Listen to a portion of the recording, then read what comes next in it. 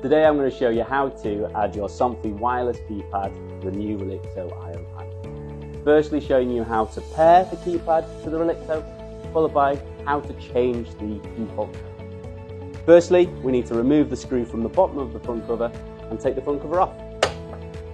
Press and hold the program button for 2 seconds until the light illuminates. Then enter the default code on the keypad 5 zeros. Press and hold the button to the top until the light flashes. Then choose the button you'd like to operate the door. By pressing and holding that until the lights go out. Next, change the default code to a 5 or 6 digit number of your choice. In this example, I'm going to use 1, 2, 3, 4, 5, 6. First, enter the default code, followed by S for 2 seconds. Then enter the code you'd like it to be, followed by the S.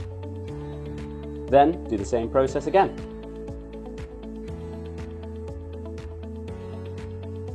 It will beep to confirm. Entering your code will unlock the keypad for 30 seconds. So to open your Secure Glide garage door, enter your code followed by the button you have pressed.